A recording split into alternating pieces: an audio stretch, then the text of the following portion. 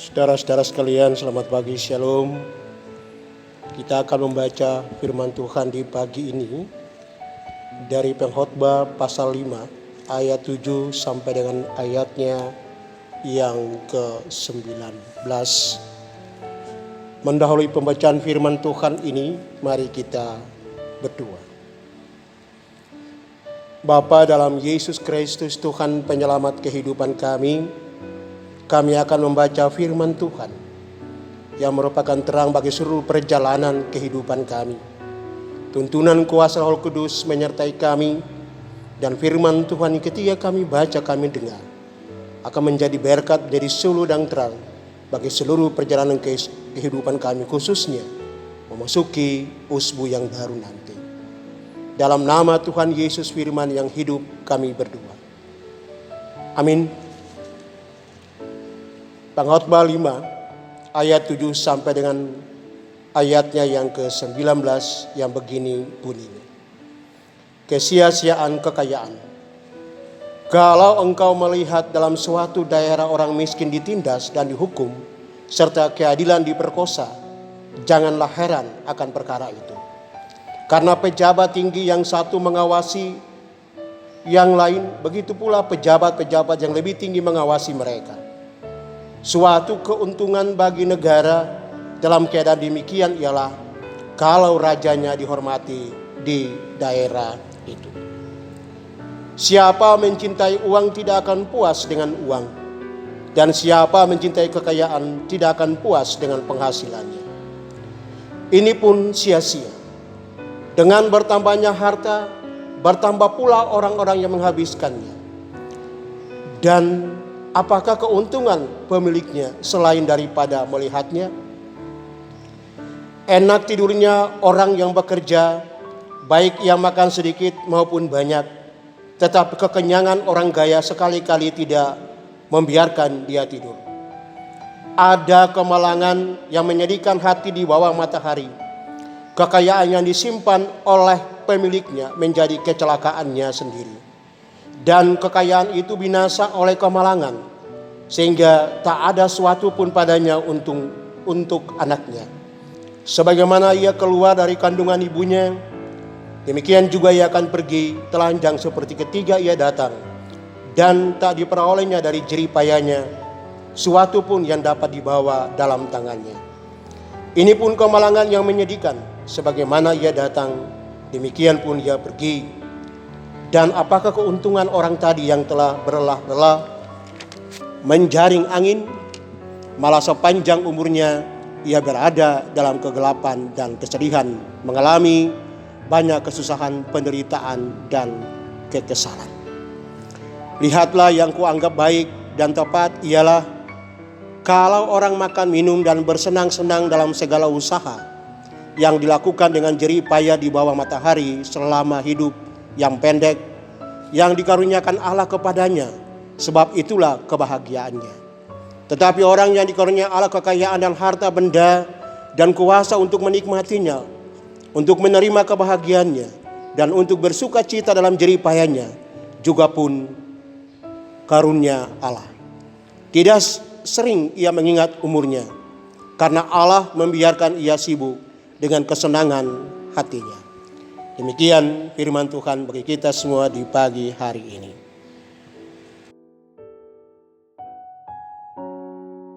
Saudara-saudara jemaat, selamat pagi, shalom.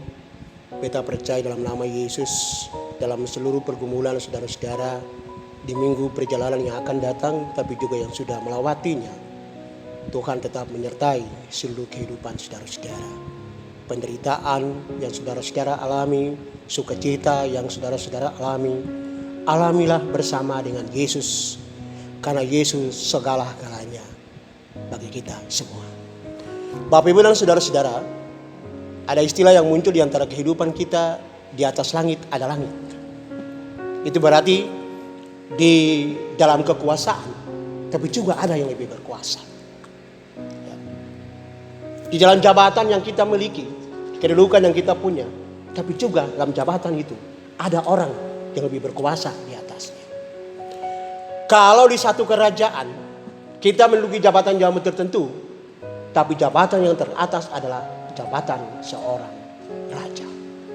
Dan orang-orang yang mempunyai jabatan-jabatan itu, suka dan tidak suka, mau dan tidak mau, saudara sekalian yang Tuhan Yesus kasihi, dia harus tunduk kepada seorang raja. Apa yang dia lakukan, apa yang dia inginkan hanya untuk mempersembahkan kepada seorang raja. Dan itu menjadi bagian kehidupan mereka. Dan karena itu orang-orang yang di bawah dia, orang-orang di bawah jabatan itu, kekuasaan itu, dia memperlakukannya menurut dia punya kehendak, menurut dia punya mau. Dia menindis mereka, harta milik mereka diambil. Ya. Keuangan-keuangan yang mereka miliki dicabut dari mereka, dari orang-orang yang miskin itu. Pada akhirnya saudara-saudara, yang miskin tetap miskin. Penderitaan itu bertumbuh. Dan orang tidak lagi merasakan hidup dalam sebuah sukacita. Yang jadi persoalan, saudara-saudara, para pejabat yang memiliki jabatan-jabatan tertentu itu, mereka berlimpah ruah dengan harta milik mereka. Saudara kira mereka tidur nyenyak? Tidak. Mereka tidak tidur nyenyak. Ya. Orang Ambon bilang istilahnya tidur ayam. Kenapa? Takut hartanya kebobolan. Karena apa? Harta yang mereka miliki itu mereka dapati dari bukan hasil perjuangan keringat mereka, pekerjaan mereka yang diberkati Tuhan, tapi hasil kekerasan mereka. Saudara-saudara, banyak pejabat ya, orang-orang kita yang harus berada di hotel yang setiap hari makan minumnya gratis. Ya. Korupsi melanda mereka, pencuri melanda mereka. Mereka tidak takut Tuhan. Mereka tidak mau hidup sederhana karena jabatan mereka, karena kedudukan mereka. Ya. Mereka tidak menghargai apa yang Tuhan anugerahkan bagi mereka. Padahal Tuhan menyuruh kita untuk hidup sederhana. Saudara, kalau kita sama-sama melakukan doa Bapa kami, di dalam kalimat-kalimat itu ada satu kalimat begini: berikanlah kami makanan hari ini, makanan kami yang secukupnya. Artinya kalau kita berkelebihan dalam berkat yang kita punya, kita berikan kepada orang lain. Itu hidup kesederhanaan kita.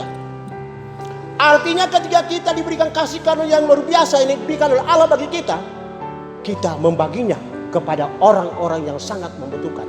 Bukan kita menyimpan untuk diri kita sendiri, menjadi kita sombong, kita angkuh dan sebagainya. Tapi kita menjadi orang-orang yang sederhana, hidup bersama Tuhan. Orang tua-tua dulu Bapak dan Ibu sekalian yang Tuhan Yesus kasihi, meja makan itu menjadi modal membangun sebuah kehidupan yang sederhana. Ya. Bapak, mama, anak-anak, dong baku dapa. Dong dulu makan sama-sama. Sambil makan Bapak kasih nasihat para anak-anak itu untuk hidup dengan penuh sukacita bersama dengan Allah, dengan semua orang. Makanan yang sederhana di meja makan itu membuat orang-orang menjadi sukacita. Karena di balik sebuah proses itu, berkat itu adalah sebuah perjuangan yang sangat dahsyat. Berkat itu diperoleh dengan kasih karunia, dengan semua yang dimiliki oleh orang itu, berjuang untuk kehidupan keluarganya. Tanpa tangan dia mengambil di tempat lain. Tanpa tangan dia mengambil punya orang. Ya. Dan hidup sederhana itu yang menjadi bagian kekuatan kita. Kita dikasih karunia yang luar biasa oleh Allah Bapa di sorga. Kita dikasih berkat yang luar biasa. Berkat kehidupan, berkat rohani yang kita pakai setiap saat. Yang kita pakai untuk kemuliaan nama Tuhan. Berkat badan yang kita diberikan kesempatan oleh Allah untuk memperlakukannya. Kita lakukan dengan hidup sederhana saja, rendah hati saja. Tidak usah ada kesombongan di antara kita. Ya. Apakah orang yang punya harta banyak itu, saudara-saudara sekalian, ketika Tuhan memanggil dia boleh membawa harta itu kepada Bapa di surga? Tidak ada. Dia hanya diberikan kesempatan untuk ada papan sekitar 8 lembar dan lain-lain yang akan membawa dia menuju kepada Allah Bapa di surga. Harta itu dia tinggalkan.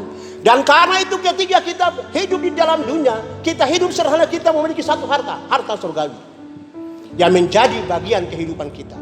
Harta surgawi yang tidak membawa kehidupan kita penuh dengan sia-sia. Tapi harta surgawi yang membawa kita kepada hidup yang penuh berkat. kasih karunia. Dan ketika iman kita menjawab seluruh kasih karunia itu, maka kita menjadi orang-orang yang diberkati oleh Tuhan. Ya. Hidup ini sederhana saja Bapak Ibu sekalian, Tuhan Yesus kasihi. Ya. Kesederhanaan hidup kita itu adalah kasih karunia Tuhan. Bapak sayang mama, Bapak sayang anak-anak, dan sebaliknya anak-anak sayang kepada orang tua. Itu adalah berkat hidup yang luar biasa. Dan itu harus dibangun di dalam sebuah meja berkat yang kita pakai setiap saat. Ya.